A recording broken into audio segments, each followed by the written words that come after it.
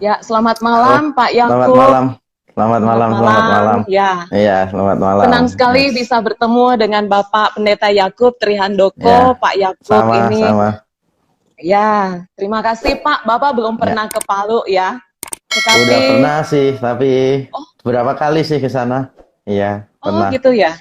Oh, Iya, ternyata sudah pernah ya Pak. sama. Wah, senang juga ya boleh sama-sama dengan Iya, Bapak Pendeta Yakub Trihandoko. Pak Yakub ini adalah co-founder Apologetik Indonesia, juga founder Grammy, dan kemudian Gembala Rek dan Ketua STT Amadeus. iya, Ya, benar sekali. Iya, ya. Dan Pak Yakub juga saat-saat ini banyak melakukan webinar ya Pak. ya, IG Nanti Live, kita boleh ikut. webinar, Zoom meeting juga, ya. Ya, oke, saya cari spot dulu ya. Oke, oke. Ya Pak. Ya, Pak, kita akan memulai. Sebelumnya kita akan berdoa bersama-sama untuk memulai acara kita pada oke. malam hari ini. Ya, Ya, oke. mari kita bersama-sama berdoa.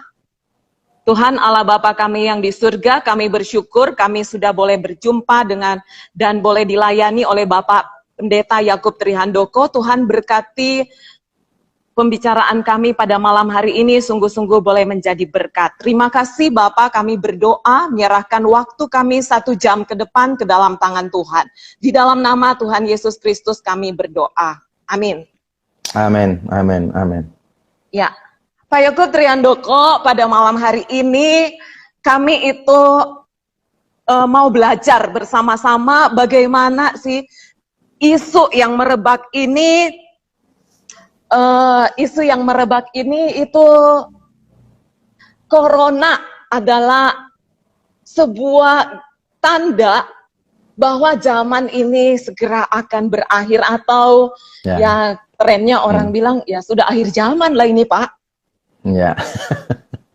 Ya, oke. Jadi sebetulnya spekulasi tentang kapan akhir zaman atau Tuhan Yesus datang kembali yang kedua terjadi itu spekulasinya udah banyak terjadi di sepanjang sejarah gereja sih.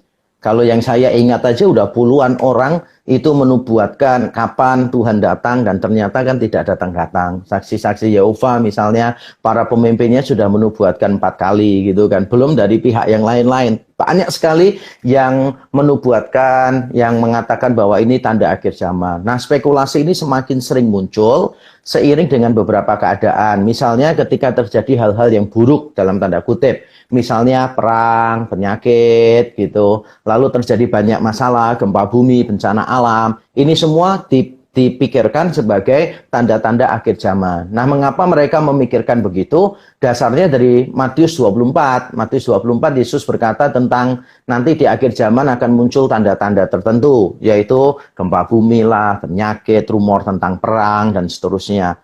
Lalu juga di dalam Wahyu pasal yang ke-16 itu kan juga ada banyak hal yang buruk, malapetaka akan menimpa bumi sebelum kedatangan Tuhan Yesus yang kedua kali. Lalu orang berusaha untuk memahami itu dan mencoba untuk mencocokkan dengan keadaan mereka masing-masing begitu. Nah, termasuk pada saat COVID-19 ini, salah satu jenis virus corona yang baru ini muncul dan menjadi pandemi secara global, maka orang berspekulasi, wah ini jangan-jangan tanda akhir zaman. Nah, sebelum nanti kita akan bicarakan lebih lanjut apakah itu tanda akhir zaman atau tidak, saya ingin mengingatkan kita bahwa walaupun Tuhan Yesus sudah mengatakan di Matius 24 ada tanda-tandanya, tapi Tuhan Yesus menutupnya dengan kalimat apa?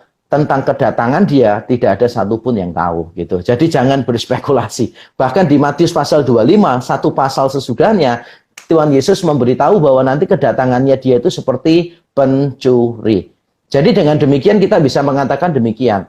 Memang ada beberapa tanda yang akan mengarahkan kita pada akhir zaman. Ada beberapa tanda yang akan mengarahkan kita kepada akhir zaman. Tapi kedatangan Kristus sendiri itu tidak bisa diduga tetap. Jadi ada tandanya, tapi tidak bisa dipastikan begitu. Sehingga kita tidak boleh berspekulasi di tengah situasi yang seperti ini. Karena saya tahu ada beberapa orang berspekulasi, saya menerima banyak DM, WhatsApp, dan sebagainya, menanyakan ini akhir zaman atau tidak. Nah, menurut saya kita perlu berhati-hati, apakah spekulasi ini sesuai dengan firman Tuhan, dan apakah memang sesuai dengan keadaan. Saya ngambil contoh misalnya begini, menurut saya kita tidak perlu terlalu heboh dengan virus COVID-19 ini. Karena di dalam sejarah, kalau kita belajar sejarah, sebetulnya wabah semacam ini itu sudah beberapa kali terjadi dan jumlah korbannya jauh lebih banyak daripada COVID-19 gitu. Misalnya 102 tahun yang lalu itu ada namanya flu Spanyol. Kalau kita pernah dengar berita itu tentang Spanish flu, itu memakan korban yang banyaknya luar biasa. Lalu tidak lama kemudian juga Eropa diterjang oleh berbagai macam persoalan wabah di sana. Bahkan pada abad yang ke-15 pun juga ada yang disebut Black Plague kan gitu. Jadi wabah hitam di Eropa yang melanda seluruh Eropa dan seterusnya gitu. Lalu di zaman Martin Luther juga ada wabah yang lain yang disebut Deathly Plague itu, wabah yang mematikan, dan di tempat-tempat lain lah banyak terjadi hal-hal yang semacam itu. Sehingga ketika kita mengatakan, oh COVID-19 ini jumlah yang mati banyak, tanda akhir zaman, menurut saya kita perlu belajar dua hal. Satu, perlu belajar Alkitab. Alkitabnya ngomong apa? Kedua, perlu belajar sejarah gitu. Apa benar ini yang paling heboh di dalam sejarah gitu. Jangan sampai kita kaget-kaget, tapi kagetnya terlambat gitu. Karena sudah terjadi beberapa abad yang lalu misalnya gitu. Jadi harus hati-hati. Tapi saya mencoba memahami, saya menganggap wajar lah kalau orang mengait-ngaitkan itu dengan akhir zaman. Wajar, tetapi belum tentu benar. Itu pandangan saya gitu. Berarti tanda itu tidak bisa menjadi patokan ya Pak, bahwa inilah yang dimaksud Tuhan itu, walaupun dikatakan di sana ada bencana, ada sakit, tidak bisa jadi patokan ya Pak. Benar, karena kan kita itu tidak boleh melihat hanya dari satu tanda saja kan, itu kan tandanya macam-macam tuh, dan kan kita harus memahaminya secara simultan kan. Itu terjadi semuanya. Kalau konsisten loh, kalau mau konsisten, ada tanda Tuhan sebentar lagi datang, ya harusnya tanda-tanda itu dipahaminya kan secara simultan, bahwa terjadi gempa, terjadi penyakit, terjadi perang, terjadi macam-macam at the same time, dalam tanda kutip, dalam satu periode gitu kan. Tapi kan kenyataannya kan orang tidak akan konsisten untuk menerapkan itu juga. Jadi belum tentu satu tanda muncul itu tanda akhir zaman. Tapi saya setuju bahwa kita semakin dekat dengan akhir zaman. Tambah hari kan semakin dekat sama akhir zaman. Kan cuma masalahnya kan kita nggak tahu kan gitu. Kita nggak pernah tahu kapan akhir zaman itu akan terjadi gitu. Oh iya. Maaf Pak, sebelum saya lanjut, saya mau mengingatkan teman-teman siapapun yang mau bertanya boleh menuliskan lagi pertanyaannya ya. Silahkan, nanti akan dijawab oleh Bapak Yakub Trihandoko. Ya. Nah Pak, tadi kan Bapak katakan tidak bisa tanda-tanda itu kemudian dijadikan hal yang patokan khusus mutlak, untuk pasti. Patokan mutlak. Nah tapi Pak, ada satu berita nih barusan ya, di Pakistan itu jumlah penderita corona itu dikatakan di sana satu berita itu 666, sampai akhirnya di data dari jumlah penderita corona itu mengarah ke angka 666. Nah ini Pak akhirnya menguatkan bahwa memang virus ini sudah menjadi sebuah tanda Pak. Ya, jadi gini, kalau memang konsisten 666 semacam itu, ya seharusnya bukan cuma jumlah yang di satu tempat kan. Seharusnya jumlah total dari seluruh dunia itu dihitung. Dan kalau memang benar setelah pandeminya selesai, jumlahnya 666, baru kita bisa bicara bahwa itu tanda antikristus gitu. Tapi menurut saya itu pasti tidak. Kenapa? Karena angka kematiannya kan sudah jauh melebihi 666 kan gitu. Kenapa kita harus peduli dengan angka itu yang cuma terjadi di satu negara, yang belum tentu tidak bertambah loh. Sebentar lagi mungkin akan bertambah kan tandanya. Terus yang kedua, jawaban saya yang lebih penting sih. Sebetulnya bagaimana kita memahami antikristus tanda 666 itu? Kita biasanya menafsirkannya secara hurufiah. Kita menganggap bahwa itu akan ada 666. Padahal kalau kita membaca Wahyu pasal 13, kita akan tahu bahwa itu seharusnya ditafsirkannya secara simbolis. Kenapa simbolis? Satu, karena kitabnya kitab Wahyu. Kitab Wahyu itu termasuk kitab apokaliptis. Jadi termasuk kitab apokalipsis, jenis sastranya yang dipenuhi dengan banyak simbol. Sehingga pada waktu kita menafsirkan, kita juga perlu menafsirkannya tidak hurufiah tapi simbolis gitu. Banyak yang simbolis di dalam kitab Wahyu. Nah, berikutnya yang kita perlu pahami adalah begini. Di dalam Wahyu 13 tadi, sebetulnya kalau kita mau lihat intinya apa? Intinya itu adalah imitasi antara iblis dan Allah. Jadi iblis itu berusaha untuk mengimitasi Allah, antikristus mengimitasi Yesus Kristus. Kok saya tahu begitu? Nah, kalau kita baca Wahyu 13, kita akan menemukan kesejajarannya begini. Binatang yang dari utusannya iblis ini disebut sebagai domba juga.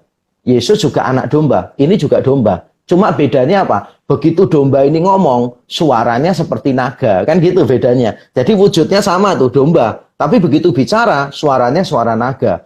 Lalu domba ini juga terluka parah. Kita tahu anak domba itu tersembelih di Wahyu pasal 4 dan 5. Jadi sama-sama luka.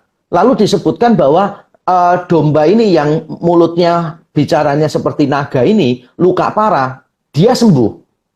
Kalau Yesus sebagai anak domba, dia mati dan dia bangkit. Jadi ada peniruan-peniruan semacam itu. Anak domba melakukan kuasa, juga ini binatang ini melakukan kuasa. Sehingga kalau kita melihatnya itu dalam konteks imitasi, iblis itu berusaha untuk mengimitasi, meniru Allah, tapi hasilnya apa? Hasilnya adalah 666. 666 itu artinya begini, iblis tidak mencapai angka sempurna, yaitu angka 7. Angka sempurna itu angka 7. Jadi 3, 7, 10 itu angka sempurna. Nah, iblis itu tidak pernah mencapai angka 7, tapi dia hanya mencapai angka 6. Dan ini 3 kali. 6, 6, 6. Berarti dia gagal mencapai 7, dia nyoba lagi, gagal lagi mencapai 7, dan dia gagal lagi mencapai 7. Berarti kegagalannya dia itu 3 kali. Jadi kalau kita mau tafsirkan dari situ, sebetulnya kita tahu nama antikristus. Nama antikristus itu adalah Gatot, gagal total. Jadi dia mencoba untuk Orang Jawa dong, Pak. Oh iya, orang Jawa. Antikristus itu orang Jawa, namanya Gatot itu teman saya. Jadi dia berusaha untuk menyamai Kristus, tapi nggak pernah nyampe 7. Mau menyamai lagi, nggak pernah sampai 7. Itu simbolis sebetulnya. Jadi kita nggak usah terlalu bingung dengan 666. Itu menurut saya konyol sih itu kan. Jadi ada orang Kristen dapat tawaran mau beli rumah, rumahnya bagus, harganya baik sekali, nggak dibeli. Gara-gara letaknya di gang 6, nomornya 66 gitu. 666. Itu kan konyol banget sih begitu kan, sangat konyol menurut saya gitu. Jadi kita harus berhati-hati, 666 itu tidak boleh ditafsirkan seperti itu ya. Apalagi jumlah korban di negara itu kan belum tentu tidak bertambah ya kan. Gitu. Ya. Nah, Pak Yakub, sekarang nih ya muncul dalam tanda petik nih ya, hamba-hamba Tuhan yang mampu melihat tanda-tanda, kemudian ini dapat ilham. Apakah ini karunia khusus yang seperti Yohanes ketika melihat bahwa inilah akhir zaman itu? Ini gimana? Ya, jadi begini, kalau orang mengaku mendapatkan ilham, itu kan ya hanya mereka lah ya, orang mengaku dapat ilham dan sebagainya. Tapi menurut saya yang dapat ilham itu cuma Bu Ilham aja. Jadi kan dapatkan Pak Ilham gitu. Tapi kalau yang lain-lain itu mereka boleh aja sih mengaku. Misalnya, oh saya dapat ilham dari Tuhan gitu kan. Bahwa coronavirus ini COVID-19 akan berhenti pada waktu Paskah misalnya begitu. Ya terserah mau mengklaim gitu. Atau oh COVID-19 ini tanda akhir zaman. Kalau saya sih terserah. Tapi saya akan bilang begini. Ya udah kita lihat aja nanti. Kalau tidak terbukti dan kamu bernubuat atas nama Tuhan, bernubuat lalu tidak jadi kenyataan, menurut Ulangan 18 itu adalah kategorinya apa? Nabi palsu kan? Nabi palsu gitu, nabi palsu. Jadi kalau saya mengatakan bahwa sesuai dengan Undang-Undang Dasar pasal 28, setiap orang bebas untuk berpendapat kan gitu. Ya saya hargailah orang mau berpendapat apa, mengaku punya ilham dan sebagainya, tapi nanti begitu tidak terbukti, maka kita tahu bahwa mereka itu bukan kumpulan hamba-hamba Tuhan, tetapi kumpulan nabi-nabi palsu yang menganggap dirinya menyuarakan suara Tuhan, tapi ternyata tidak. Nah, itu kalau kita mau wait and see. Kalau kita mau wait and see. Tapi kalau saya biasanya tidak mau wait and see gitu. Jadi saya biasanya selalu menguji setiap roh. Banyak orang kan cuma wait and see, wait and see, wait and see gitu. Tapi nanti terlalu lama wait and see-nya dan nanti kita tidak antisipasi terlalu banyak kerusakan yang sudah ditimbulkan. Jadi kalau saya lebih memilih sesuai dengan 1 Tesalonika 5 misalnya ayat 20, 21 kan kita harus menguji setiap roh. Lalu di surat 1 Yohanes juga kita harus menguji setiap roh. Jadi kalau ada orang yang mengatasnamakan Roh Kudus, saya mendapatkan dari Roh Kudus gitu kan. Roh Kudus berkata bahwa ini adalah akhir zaman dan Yesus akan datang tanggal sekian, bulan sekian, tahun sekian. Kalau saya langsung tahu itu pasti bukan dari Roh Kudus. Kenapa bukan dari Roh Kudus? Karena Yesus sendiri berkata, tidak ada seorang pun yang tahu. Malaikat tidak tahu, Yesus dalam kemanusiaannya juga tidak tahu kan gitu. Hanya Bapa yang tahu. Yesus saja tidak mau kasih tahu gitu. Dari mana bisa hamba-hamba Tuhan itu tahu gitu? Berarti kan dia sok tahu kan? Lebih tahu daripada Yesus. Nah ini kita harus hati-hati nih. Karena kita sudah mendengar kabar beberapa tahun yang lalu kan, di Indonesia ada salah satu pemimpin sekte Kristen yang mengatakan Tuhan segera datang. Lalu dia menyuruh semua pengikutnya keluar dari pekerjaan, menjual semua harta milik mereka, gitu, berkumpul di satu tempat, menantikan Tuhan datang. Wah, ketika mereka menantikan Tuhan datang, yang datang polisi kan. Dan sampai sekarang Tuhan nggak pernah datang gitu loh. Jadi kita harus hati-hati dengan semua hal yang mengatasnamakan ilham dari Tuhan lah, ini itu. Karena di dalam sejarah kekristenan, orang-orang yang menebak kapan Tuhan datang, sebagian besar juga mengaku dapat ilham wahyu dari Tuhan. Tapi kenyataannya juga meleset semua gitu ya. Kita harus lebih patuh pada Alkitab daripada pada omongan-omongan semacam itu. Ya, ya Pak. Ini ada pertanyaan ya Pak. Sekarang ada ciri-ciri yang semacam pemasangan chip, kemudian ada yang stempel di dahi dan sebagainya. Nah ini ada pertanyaan yang bagaimana menanggapi? Ya benar. Jadi alasan-alasan beberapa orang untuk mengaitkan COVID-19 dengan antikristus juga berkaitan dengan teknologinya. Jadi misalnya mereka mengatakan bahwa kita kan di termogan itu kan ya, ditembak itu kan. Jadi saya juga kemana-mana kalau pergi itu mesti ditembak dan tebakannya selalu tepat. Umur saya selalu 36 gitu kan. Jadi ditembak 36 Pak, oh ya sesuai KTP Pak gitu kan. Nah ada orang yang sampai berspekulasi begini, itu adalah cara antikristus untuk membiasakan kita supaya tanda di dahi itu nanti begitu kita nanti pakai, kita itu nanti terbiasa dengan tanda itu. Ada yang mengatakan bahwa ini era di mana semuanya itu kan memakai digital. Pertemuan pakai digital, pakai webinar, pakai Zoom, Google Meet, Hangouts, dan sebagainya. Dan itu kan data-data pribadi kita kan masuk ke sana. Handphone kita juga masuk ke sana kan gitu. Lalu mereka membuat spekulasi. Itulah cara iblis untuk mengontrol dunia. Jadi semakin dunianya itu digitalized, antikristus itu akan mudah untuk mengontrol. Lagi pula dikaitkan dengan chip kan, terutama pada zaman Obama itu orang-orang yang mau mendapatkan asuransi kesehatan di Amerika itu kan harus memakai RFID kan gitu, jadi semacam chips yang ditaruh di tangan gitu kan, yang ditaruh di dahi gitu. Lalu dikaitkannya dengan antikristus gitu. Nah kita harus berhati-hati untuk menafsirkan sekali lagi tanda antikristus di dahi dan di tangan itu disebutkan di kitab Wahyu. Dan kitab Wahyu itu jenis sastranya apokalipsis. Jadi penuh dengan simbol. Kita nafsirkan itu harus sesuai dengan genre-nya, jenis sastranya. Kan tidak mungkin kita membaca koran dengan gaya puisi misalnya. Kan konyol banget kan membaca koran dengan gaya puisi. Atau membaca puisi dengan gaya seperti membaca koran. Nggak mungkin lah. Karena setiap jenis sastra itu punya aturan penafsiran. Misalnya nih, kalau gaya-gaya bahasa puisi, Daud berkata, aku menggenangi tempat tidurku dengan air mata. Aku menggenangi tempat tidurku dengan air mata. Nah kita kan harus memahami bahwa benar-benar apakah itu kita tafsirkannya hurufiah. Waktu Daud menangis, benar-benar itu tempat tidurnya itu tergenang dengan air mata. Ya jelas enggak lah, itu konyol lah. Ini kan air mata, bukan air kencing kan, bukan air seni kan gitu. Dan orang itu nangis itu sampai air matanya menggenangi tempat tidur. Dia tuh tidurnya di mana? Tidurnya di spring bed atau di tempat kolam renangnya anak-anak gitu kan, sampai airnya bisa menggenang. Nah, kembali pada prinsip tadi, bahwa menafsirkan teks harus sesuai dengan jenis sastranya, maka kita harus menafsirkan kitab Wahyu itu secara simbolis. Nah, kalau kita sudah tahu secara simbolis, maka ini dia maksudnya.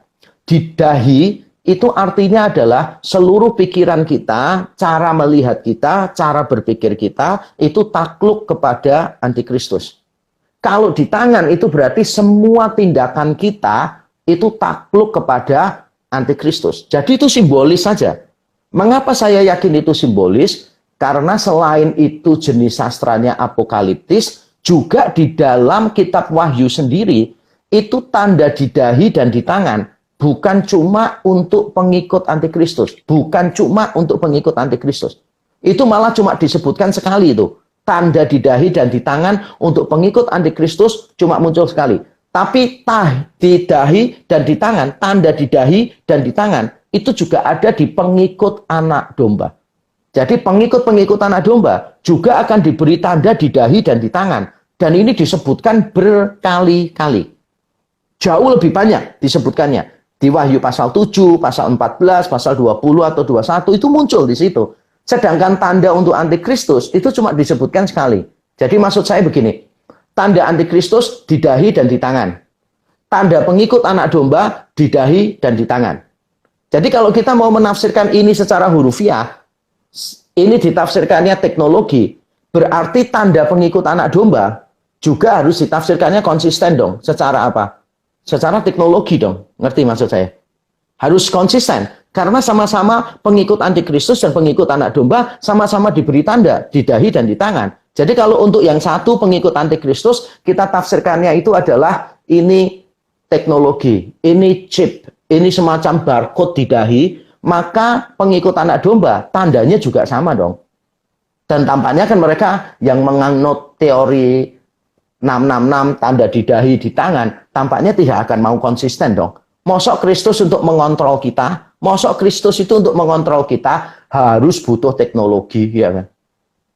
Nanti kasihan orang-orang Kristen di pedesaan yang internet aja nggak masuk kok. Berarti Kristus nggak bisa mengontrol mereka. Kasihan banget gitu loh. Kasihan orang-orang Kristen mbah-mbah di desa ya kan, yang handphonenya masih pakai flip begini, yang warnanya masih abu-abu begitu kan, hanya bisa untuk SMS gitu kan. Kasihan banget. Kristusnya nanti kalau mau mengontrol kan harus pakai teknologi, harus pakai chips. Kasihan banget sih. Enggak lah, menurut saya itu cara menafsirkan Alkitab yang keliru. Jadi chip itu tidak ada hubungannya dengan antikristus. Jangan mudah heboh. Karena dulu pertama kali komputer muncul, orang juga ngitung kan, C itu berapa, O itu berapa, M itu berapa, P itu berapa, dihitung-hitung 666. Wah, langsung semuanya bilang, jangan pakai. Ini produknya antikristus. Sekarang pertanyaan saya, gereja mana yang nggak pakai komputer coba? Dulu pada waktu diperkenalkan barcode, wah semua juga heboh kan. Wah ini new money system ini, new world order ini gitu kan. Karena itu ada barcode-nya, nanti garis-garisnya itu dihitung angka-angkanya. Wah ini 666 ini gitu kan. Wah orang nggak mau pakai barcode gitu. Tapi sekarang loh, semua orang pakai barcode. Jadi ini hanya teknologi saja. Teknologi itu netral gitu loh, bisa dipakai siapa saja. Jadi saya pikir kita nggak perlu terlalu heboh, tidak perlu terlalu takut dengan kemajuan itu, ada chip ke depannya gitu. Apalagi kalau orang Indonesia itu terlalu khawatir tentang chip, itu terlalu cepat kita khawatirnya. IKTP aja nggak selesai-selesai kita ini, ya kan? IKTP ngurus saja butuh bertahun-tahun, ya kan? Apalagi nanti kalau sudah sampai ada chip di tangan, di dahi, apa semua, kita nggak usah khawatir lah. Orang Indonesia itu jauh lebih maju daripada orang Barat kok. Sebelum ada chip dimasukkan di dahi, di tangan, orang Indonesia loh sudah punya susuk, ya kan? Itu jimat-jimat dimasukin di dahi, dimasukin di tangan, itu sudah keren itu. Chipsnya Indonesia berkembang luar biasa, ya kan? Itu udah teknologinya udah hebat banget kan gitu. Sebelum Barat itu menemukan touchscreen, teknologi touchscreen, layar disentuh, keluar apa, layar disentuh gitu, kita di Indonesia itu loh sudah melakukan.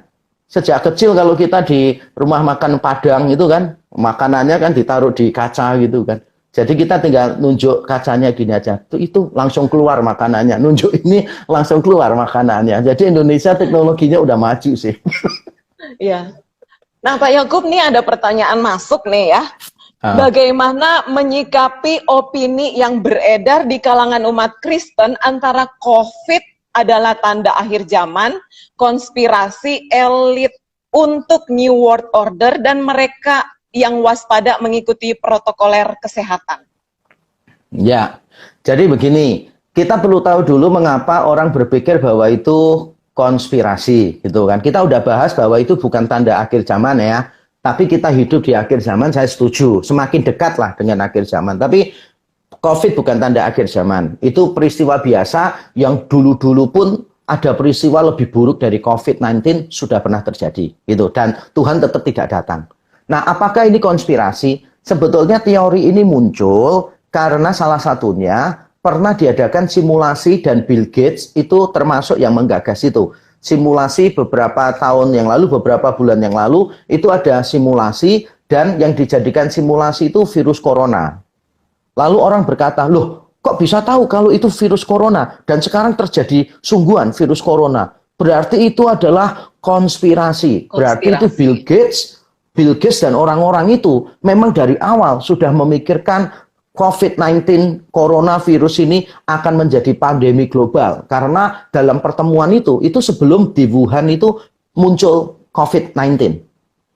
Jadi ada pemimpin-pemimpin negara di bawah WHO, di bawah PBB juga kumpul mengadakan simulasi untuk mengetahui apakah negara-negara ini sudah siap dengan pandemi global. Dan waktu itu kasus yang dimajukan adalah corona. Lalu orang memikirkan, loh coronanya belum muncul, kok sudah dilakukan simulasi? Berarti ini konspirasi. Menurut saya ini orangnya kurang membaca berita sih. Corona itu sudah lama ada gitu loh. Jadi kalau kita lihat SARS, MERS itu jenisnya kan corona gitu. Nah, yang kita temui sekarang ini corona jenis baru, makanya dinamakan COVID-19. COVID-nya 19. Jadi kita ini harus bisa membedakan. Corona itu memang sudah lama ada. Sebelum simulasi itu dilakukan, sudah ada virus corona. Dan berdasarkan pemunculan virus corona itulah, lalu diadakan simulasi. Nah, sekarang ini muncul varian baru, yaitu COVID-19. Jadi kita jangan sampai salah paham. Harus tahu kenapa teori itu muncul. Dan kalau ini dikaitkan dengan New World Order, menurut saya tidak tepat sih. Karena sebetulnya kalau kita mau bicara New World Order misalnya, di bawah Antikristus, kita harus jelas dulu. Antikristus ini apa sih? Orang, kumpulan orang, institusi, atau semangat? Kita harus jelas dulu, Antikristus itu siapa? Nah, kalau kita membaca di dalam Alkitab dengan teliti, Yohanes itu di suratnya sudah bilang, sekarang ini sudah banyak antikristus. Jadi antikristus itu jamak menurut surat 1 Yohanes gitu. Dan dia mengatakan sudah muncul banyak antikristus sekarang ini. Jadi kalau menurut penafsiran saya, antikristus itu sebuah sistem, sebuah semangat zaman yang melawan Kristus. Jadi saya tidak percaya bahwa antikristus itu adalah satu penguasa tunggal yang nanti akan menguasai seluruh dunia begitu. Saya tidak percaya itu. Dan secara politik sangat sulit memikirkan itu. Sangat sulit memikirkan itu. Dan kita jangan lupa juga bahwa antikristus ini kalau menurut Alkitab itu adalah dari kalangan religius, dari kalangan kita sendiri. Kalau konsisten ditafsirkan sebagai satu orang ya, misalnya, itu kita harus mengatakannya bahwa kalau Yohanes mengatakan banyak antikristus muncul dan mereka itu bagian dari kita, tapi tidak sungguh-sungguh termasuk ke dalam kita. Dan di dalam 1 Tesalonika 4, manusia durhaka, itu bahasa-bahasanya kan bahasa-bahasa religius yang berkaitan dengan tradisi Yudeo-Kristian. Tradisi dari Yahudi dan tradisi Kristen. Dengan kata lain, antikristus ini kalau mau dipaksakan satu orang, maka orang itu harus dari kalangan Kristen. Dan kita juga sulit untuk membayangkan ya. Maksudnya ada satu orang yang bisa diterima sebagai pemimpin oleh semua orang di seluruh dunia. Rasanya susah. Amerika aja mau jadi negara adidaya aja musuhnya banyak, ya kan? Harus perang dingin dengan Soviet, harus melawan Korea Utara, ya kan? Menaklukkan Kim Jong Un aja susahnya setengah mati kan mengajak negosiasi gitu. Bagaimana kita mau membayangkan satu pemimpin sebagai antikristus yang menguasai seluruh dunia sehingga semua orang tunduk kepada dia?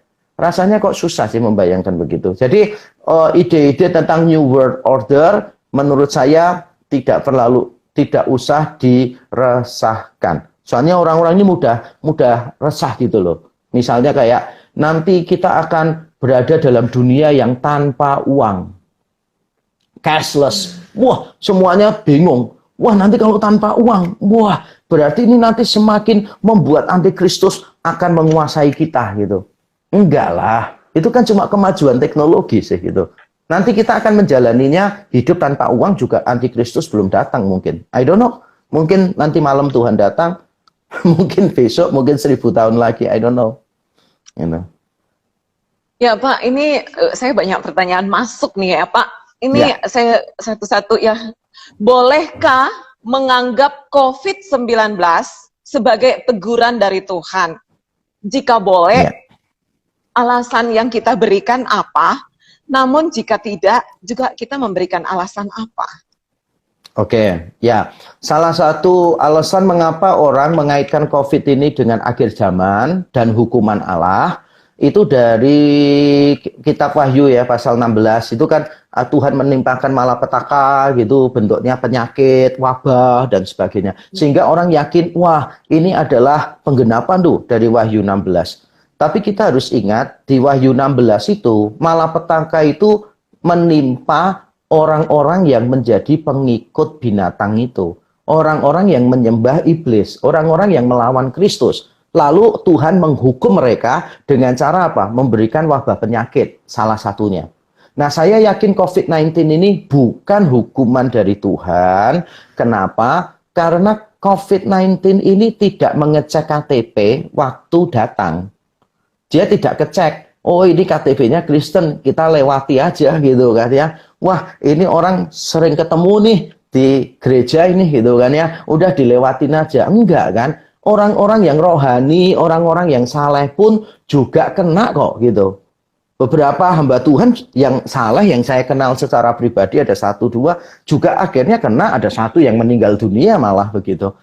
Apakah kita akan mengatakan bahwa itu hukuman dari Tuhan? Lah kalau itu hukuman dari Tuhan, ya mestinya kan orang-orang percaya itu dijaga gitu loh. Jadi orang-orang percaya itu nggak kena gitu kan. Sementara orang lain itu kena, orang percaya itu nggak kena gitu kan. Enggak lah, semua kena. Ini penyakit yang biasa. Nah tapi kalau dikatakan demikian, apakah ini teguran dari Tuhan? Iya, bukan hukuman ya, tapi teguran.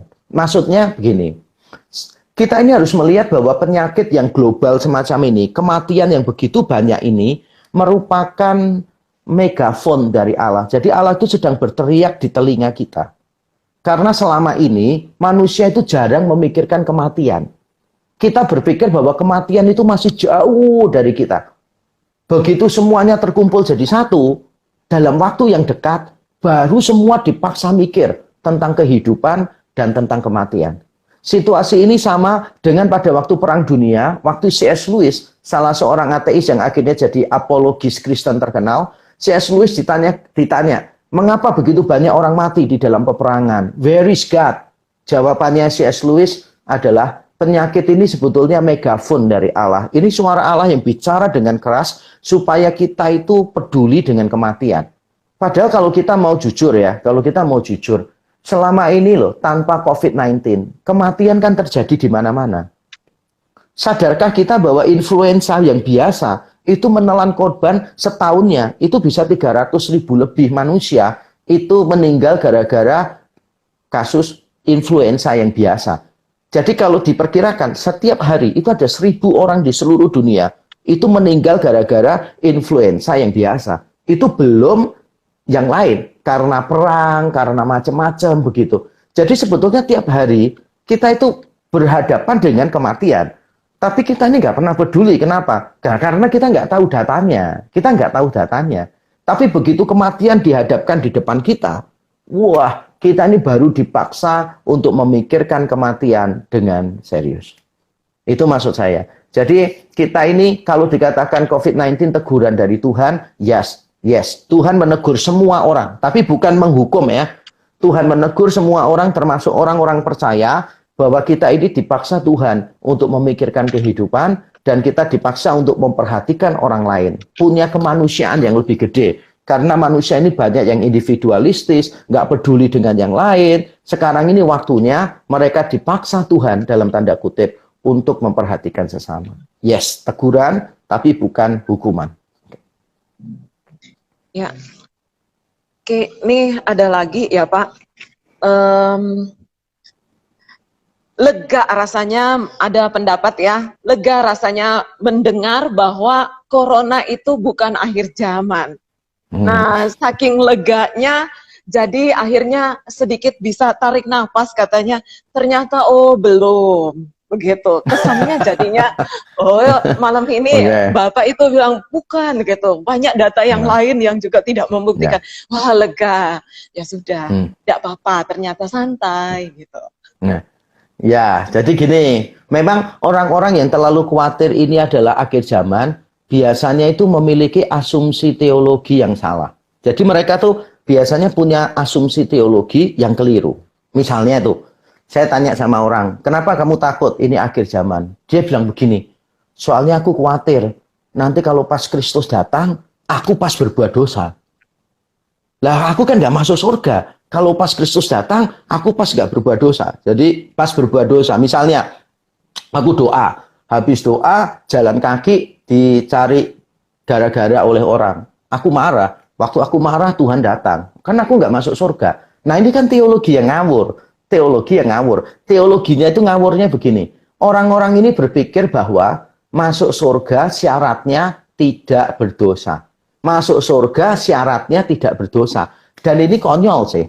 Kita ini masuk surga bukan karena kita tidak berdosa. Kita masuk surga itu karena dosa kita sudah ditanggung Kristus semuanya di atas kayu salib. Nah kalau orang-orang masih ngotot bahwa oh enggak lah tergantung akhir hidup kita dong. Kalau akhir hidup kita berdosa ya kita masuk neraka dong. Nggak bisa masuk surga dong. Orang-orang itu kalau konsisten ya. Dan kalau Allah dengarkan teologi mereka, Allah konsisten dengan teologinya. Orang itu pasti nggak masuk neraka juga. Bayangin aja, Tuhan bilang gini, hendaklah kamu sempurna sama seperti Bapamu yang di surga sempurna. Matius 5:48. Sekarang pertanyaan saya, siapa yang pada waktu mati itu bisa mencapai perintah itu coba? Tuhan bilang, hendaklah kamu kudus karena aku kudus. Siapa yang dalam kondisi mati nanti sudah kudus seperti yang diinginkan Tuhan? Ya nggak mungkin lah. Jadi semua orang itu nanti akan mati dalam keadaan berdosa. Wong kita nggak melakukan apa-apa saja sudah berdosa kok. Contoh ya, kita berdoa terus nih, 2 jam, 24 jam doa terus. Tuhan, doa gitu kan. Bahkan kita berdoa untuk orang-orang terabaikan di pedalaman. Tuhan tolong orang-orang di pedalaman yang belum mendengar Injil. Kiranya Tuhan pergi ke sana dan Tuhan menjamah mereka. Orang ini tetap berdosa. Kenapa? Ya Tuhan bilang, kamu pergi, jadikan semua bangsa muridku. Malah sekarang dia doa, nyuruh Tuhan yang pergi, menjadikan semua bangsa muridnya gitu. Lah ini kan orang kurang ajar sih. Tuhan bilang kamu yang pergi kok. Terus kita doa minta Tuhan yang pergi ya kan. Ini bukan cuma berdosa, ini kurang ajar kan. Jadi kita ini nggak melakukan apapun sudah berdosa. Jadi kita harus memperhatikan dulu, teologi kita itu harus dibenarkan. Kita ini hidup suci bukan supaya masuk surga. Kita ini sudah pasti selamat di dalam Yesus. Kita ini hidup suci karena ucapan syukur. Kita bersyukur Allah mengasihi kita begitu rupa. Kita hidup suci karena kita dibebaskan dari dosa yang begitu menjijikkan. Makanya kita nggak mau lagi hidup bagi dosa. Kita mau hidupnya bagi Allah gitu. Jadi sebetulnya mau saya katakan besok Tuhan datang atau bukan Tuhan tidak datang dalam waktu dekat. Seharusnya bagi orang yang teologinya benar nggak masalah sih. Tuhan mau datang kapanpun loh, tidak masalah. Mau nanti malam boleh, mau besok boleh, mau 500 tahun lagi juga boleh lah. Karena itu tidak perlu membuat kita takut ya gitu. Jadi orang-orang yang merasa lega itu harus hati-hati juga. Siapa tahu teologinya salah gitu. Siapa tahu teologinya salah. Kalau Tuhan mau datang besok emangnya kenapa ya? Kan nggak apa-apa. Mau kita aja kalau pas tanggal tua kan kepengen Tuhan datang secepatnya. Ya. Jadi nggak masalah mestinya ya. Oke. Ya, ya, Pak, nih ada yang minta Bapak sampaikan sedikit tentang pengangkatan, Pak. Oke, ya. Ini isu yang nggak bisa dijelaskan sedikit karena ini problematis sekali, jadi kontroversi, perdebatan teologis di banyak aliran gitu. Harusnya secara khusus kita bicarakan. Tapi saya akan mencoba menyederhanakan isunya. Jadi ada orang-orang tertentu, malah kalau saya bilang sebagian besar orang Kristen dari kalangan tertentu itu percaya pada pengangkatan, rapture. Maksudnya itu begini, mereka percaya bahwa nanti pada waktu akhir zaman itu Tuhan Yesus datang tapi tidak langsung ke bumi. Dia datang di awan-awan gitu. Dasarnya adalah 1 Tesalonika 4 itu. Tuhan datang di awan-awan, lalu Tuhan akan mengangkat orang-orang Kristen yang sungguh-sungguh. Jadi yang sungguh-sungguh gitu, yang biasa ikut IG Live semacam ini itu diangkat sama Tuhan gitu. Yang nonton YouTube, komedi dan sebagainya, film-film drakor itu ditinggal misalnya gitu kan.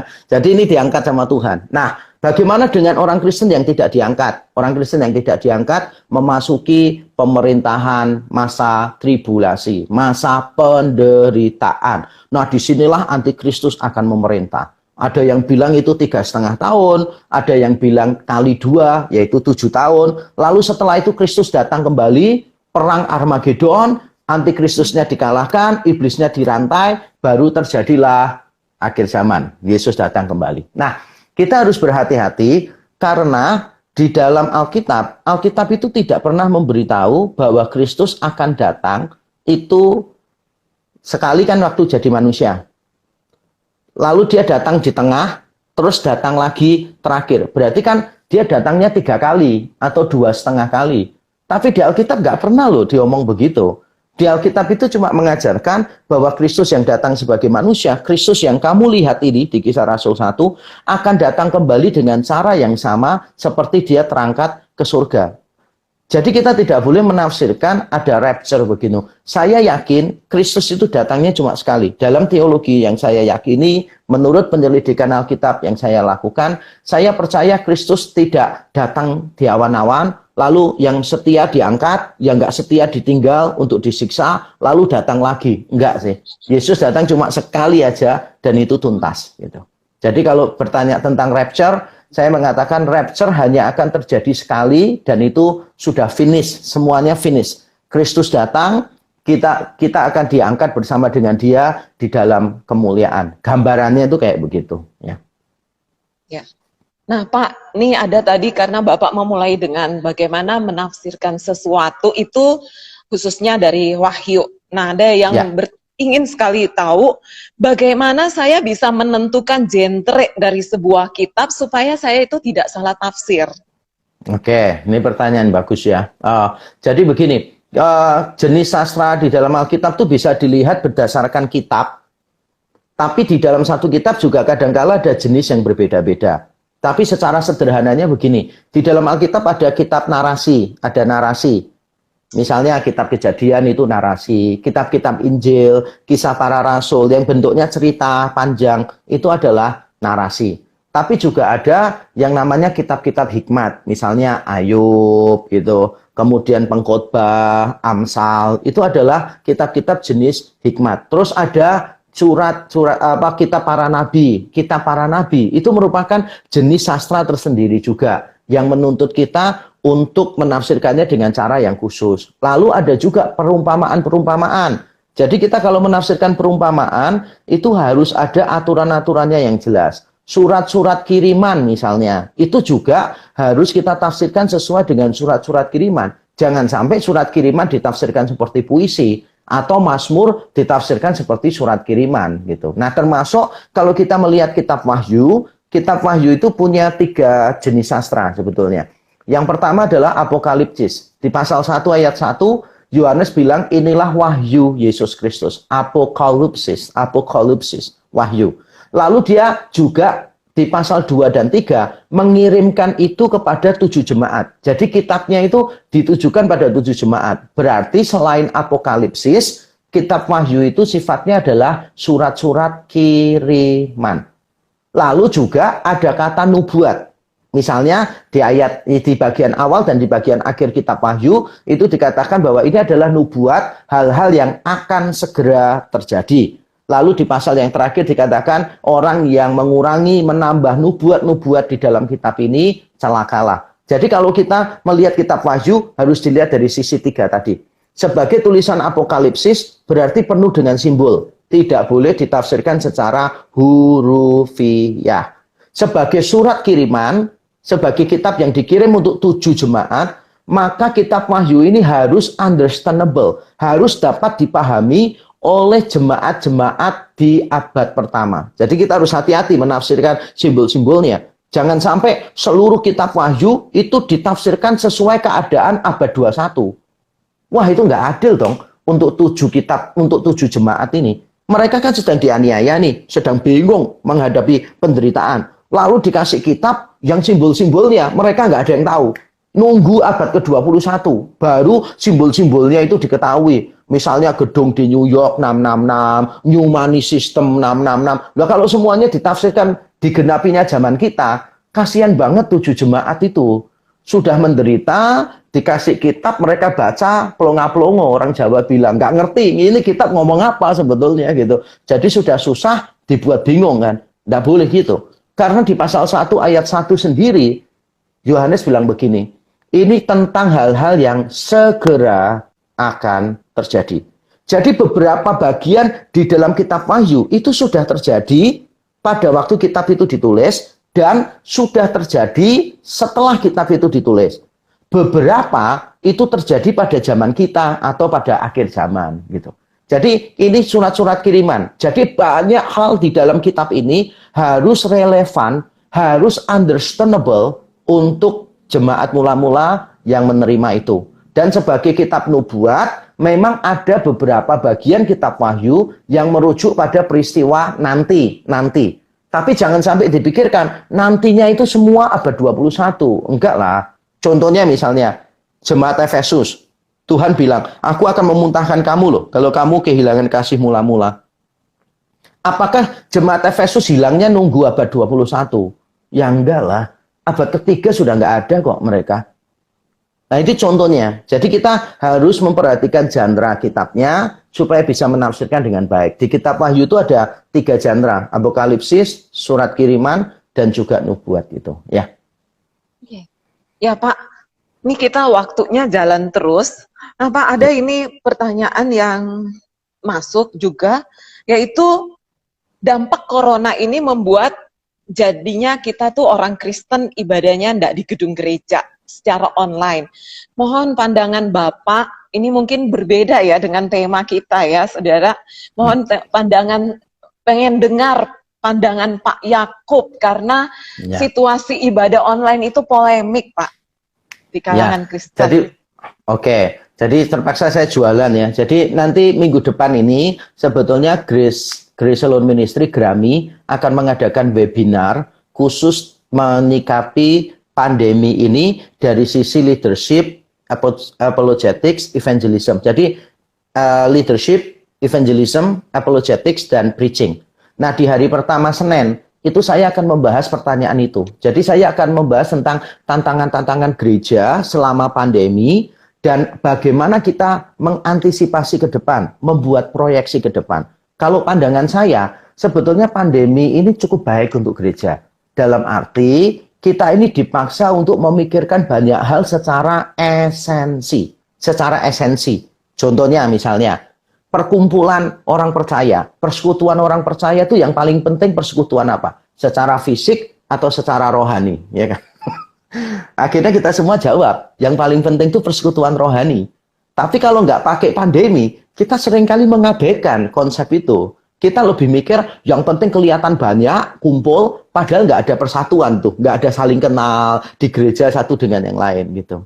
Contohnya lagi, misalnya begini, yang paling penting itu apa sih? Banyak orang kan bilang gini, aku ini kalau nggak ibadah bentuknya gedung gereja, rasanya tuh Tuhan nggak datang gitu. Aku nggak bisa feel kalau Tuhan itu datang.